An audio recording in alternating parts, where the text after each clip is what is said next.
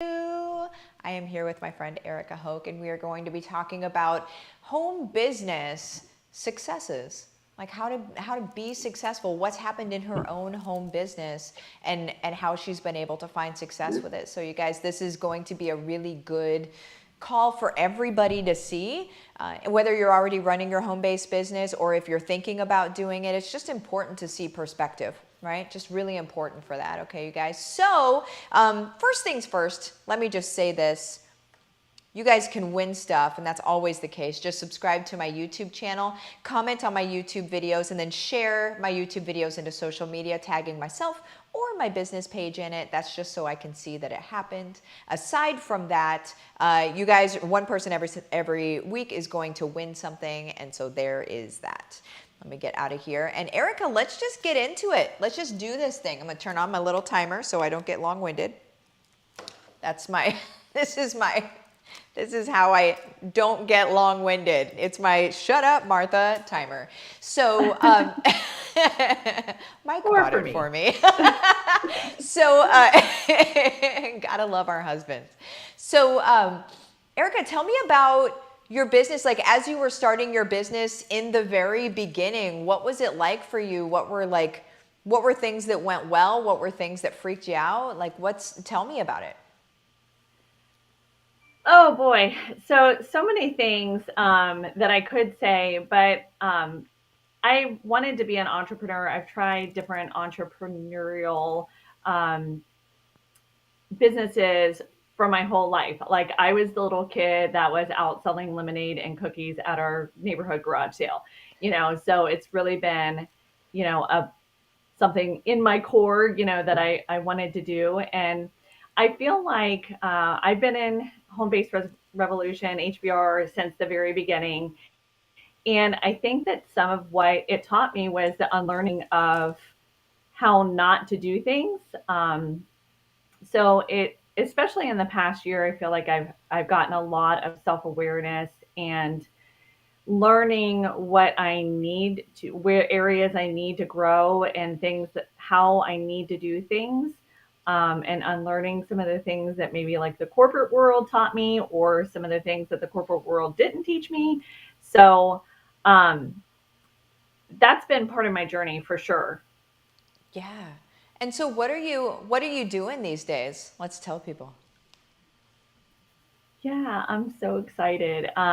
In November, I was a published author twice in November of 2021, which if you had asked me in November of 2020, whether that was even a possibility, even the smallest, remotest possibility, I would have told you no, that is not even possible once, let alone twice. So I was a contributing author in the Invincible Family Project, and I was the lead collaborator author on Infertility Success, Stories of Help and Hope for Your Journey. Me and 19 of my friends who went through infertility just were super passionate about sharing our stories so that it would shorten the time that somebody else, potentially took to getting to the family of their dreams. So that has been amazing, amazing. And just the authors have, relayed to me like what a healing experience it was. And we were getting great feedback, from our community about the book being so helpful. And so, we all said if we wrote it just for one person, that would be enough. But to see it flourishing has really been awesome. And I love how you said, if somebody had asked you November 2020 if you were going to be a 2-time published author, right, best-selling author, then you would have said no, heck no. And so I think what a lot of people maybe want to put together there, because a lot of people are in that heck no space. A lot of people that are watching are in the like, oh, no, right? Like how and all of the things. And so what do you think was the main catalyst for, and let's just talk mindset for a minute. What do you think was the main catalyst for you between November 2020 and November 2021? What was the main change that you had there?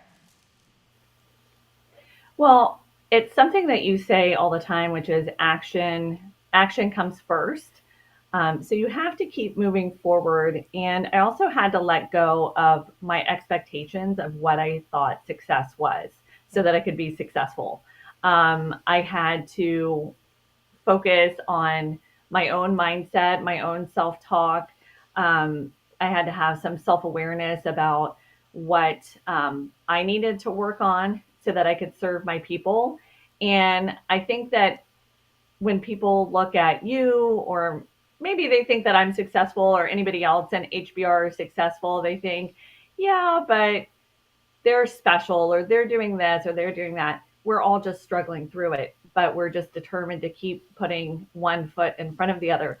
And so you just have to keep doing the thing and asking questions. And of course, I thought a lot about um, what I would say this morning. And some of it is learning how to fail, which kind of seems like the opposite of what you would want to say about a program. But learning how to fail is important, not in a failing way, but in a mindset way of what we consider failure is just trying and getting back up and trying and getting back up day after day, right? So Yes.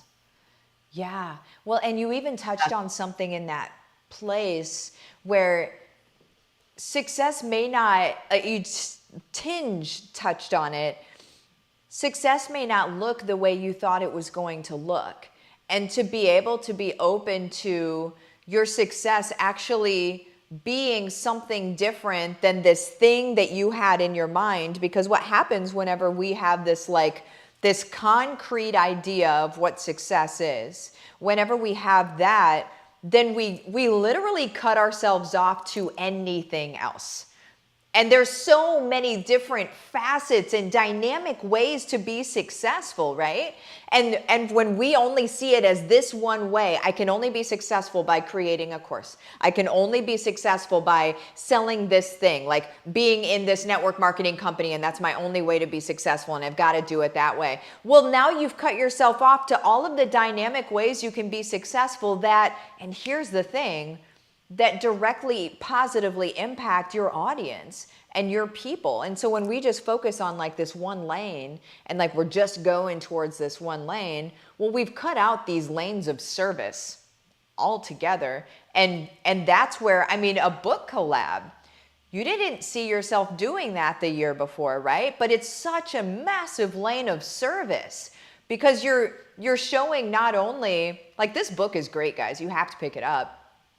You're showing not only that infertility is not the end of the road, that infertility, that there are things that you can do in infertility to be able to be successful. So now you're showing women like a file, so to speak, for them to see that this can happen. So Erica, with your own story, you were told, what was it, 99% that you weren't going to be able to have a baby? What was the percentage? yes, that we had less than a 1% chance of conceiving on our own. And I was not a candidate at 35 for IVF because I didn't have enough eggs for them to retrieve. And so we had to come up with our own action plan. Yeah. So I And you kind of now have, conveyed that. I'm sorry, and now you have how many kids? I have 4 boys. You The guys. last was born, I have to say this because the last was born 7 years after we were told we would need donor eggs. 7 years. Wow. So Right? our little miracle. And Yeah. these are I mean, you have miracles on top of miracles on top of miracles. You've got like a miracle life. The For women to be able to see that, if that's the only story that they read, if that's the only story that they see, for women to be able to see that, now that woman who is in the shadows, right? Who's sitting basically, like, not maybe literally, but sitting kind of in the corner of her own life and is just like backed away from everything. Things are not looking the way she wanted them to look. Everything looks like it's against her, but when she wants so very dearly to have a baby, but is being told that she can't, she can hear your story and say, oh my gosh, there's actual hope. Not a Hollywood movie of hope, but real life hope here. And that's success in and of itself, right? And so now my question is this. When did you feel the shift happen? When did you feel the shift happen from I am struggling, I'm struggling, I'm struggling to, oh my gosh, this is happening? Like, where did you feel that, and what did it feel like to you? Ooh, I said yes to doing this book collaboration, which was bigger than anything that I could have thought that I could do. And just saying something that was bigger, saying yes to something that was bigger than myself. And even points along the way of doing the collaboration with the authors, saying yes to um, certain authors being in the book, saying yes just to different points in the process when I was afraid that it was, I don't know, maybe like the wrong thing. So just moving forward in faith over Yeah. fear, and it felt like such a massive shift. And that started with my first collaborator saying yes to me and having faith in the project. And these women have just it's been an honor to give them the opportunity to share their story, because so many have said, like, people have told me for years I need to share my story, and now I have played a small part in doing that and giving them the opportunity to do that. And it's just helping the women that are going through infertility feels amazing, and helping these authors also have a platform to share their story when they also thought that that was not a possibility has just been amazing. So good. So good. I Do you mind if I talk about you a little bit, like as you've shown I up don't mind. Are you gonna through make me cry? Probably. time? No, I love it. I love it. I want everybody to understand that changing your life and changing the trajectory of your life, your family's life, and now she's changing the trajectory of other people's lives, right? Whenever we do that, it's not easy. It's not like, if it were you could push an easy button and just have it done, you know the old saying, then everybody would do it, right? That's real. It's an old saying because it's real, it's true. Now, in HBR, we give you the systems. We tell you what to do, how to do it. Like, there's that, which is exactly what you need, but still there's the inner work of trusting the process. There's the inner work of determining, like, who are your people. There's inner work that happens whenever you're doing all of this. And it's the most blessed inner work I think that we can do as humans. Like, I think that it is one of the best things we can do as people, is to do this amount of inner work to be able to show up in service. And you mentioned that earlier, but you guys, I mean, Erica, I remember her coming on calls. First things first, she was always on calls. And still is. She doesn't miss things. And if she does, it's just here and there, but you're going to see Erica on calls, right? And she would come on and she would ask the hard questions. She would ask the questions of, like, sometimes she would start them out saying, I feel silly asking this again. I feel silly doing it. But the thing is if she had to ask the question, she had to ask the question. And to get clarity for herself. And even though she was starting it by saying, I feel weird or I feel silly asking this again, it didn't matter. She needed to get the answer she needed to get in order to be able to move forward and have complete and total clarity. And you guys, it's when somebody shows up with that amount of passion for their people and vigor, right? And the ability to continue moving in the face of fear. Because it's very scary. It's scary to jump into a life where you are so seen, right? Like, where your insides, everything that you've held private, is so seen, because that's how you're serving people. And so it's scary to do that at first. Now, after a while, it's blessings on top of blessings. But in the very beginning, it's a lot of like, oh my gosh, everybody's about to see what's on the inside of me. You know, you kind of feel like an operation game. Yeah. Open. And and she showed up every doggone time, you guys. And that's why she's sitting where she's sitting right now, is because she chose not to quit. And it wasn't because of Erica. If Erica didn't want to do something because of just Erica, then she wouldn't do it. But she knew that it wasn't just about Erica. She knew that it was because her story needed to be told. She needs to be able to help these women that are sitting in the corner of their own lives, right? Like, she knew that she needed to do that. So because of that, she had to figure this stuff out. She had to ask the questions. She had to get clarification. And I applaud you, Erica, for continuously showing up and not throwing in the towel when something maybe didn't make sense, but instead coming forward and saying, I need to understand this, tell me in a different way, right? And it's just so good. So like, I just want to seriously honor you for what you did, because you've Thank done you. something very special here. Wow, So thank you so much. yeah, well, thank you. So what would you say to someone, and then we'll pop out of here because I can't go longer than 20 minutes. I'm not allowed to. Um, what would you say to somebody that's on the fence about HBR? It's a question. Yes, if you're on the fence about HBR and you don't believe in yourself and you want to have massive impact and you want to change the trajectory of your family and your generations, say yes, because there's enough confidence, there's enough support from the team, from Martha, from the people at HBR to get you to the other side. You don't have to have all of it in yourself. Martha says on a lot of videos, but I will just confirm this, that she's not going to leave you behind. Nobody in HBR is going to leave you behind. You're not going to be by yourself. This is not, let me tell you how to do it and walk away. We're going to teach you. We're going to hold your hand. We're going to support you.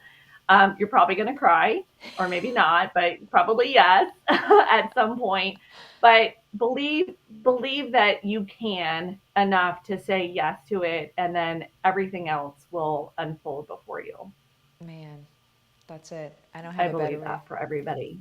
I love it. I love it. If you want to jump into HBR, let me just say this. You would go to Livin the Dream with Martha. It's my Facebook business page. Don't message me, let's do this. Message me just Erica's name. Just message me the word Erica. So I know that you've watched this video and this is where we're coming from. And so, yeah, just message me. We'll have a conversation. I'll give you the details of the program, and the rest is history. There's a lot of people quitting their jobs right now. There's a lot of people wanting to quit their jobs right now, and it's all because they want impact over just a paycheck. That's what we're seeing right now. They want impact over just a paycheck. Well, this is how you do that. Erica, thank you so much for coming on with me. I appreciate you so dang much. I'm going to take this off the screen so it's not in front of our faces. But thank you so much for coming on. Everybody, give her some love, give her some dap in the comments. She has exposed herself in a good way. And yeah, make sure that you grab her book. Remind us of the name of the book again. Infertility Success, Stories of Help and Hope for Your Journey. There it is, guys. Go ahead and hit that up on Amazon. And you all have the best day. Erica, I will see you soon.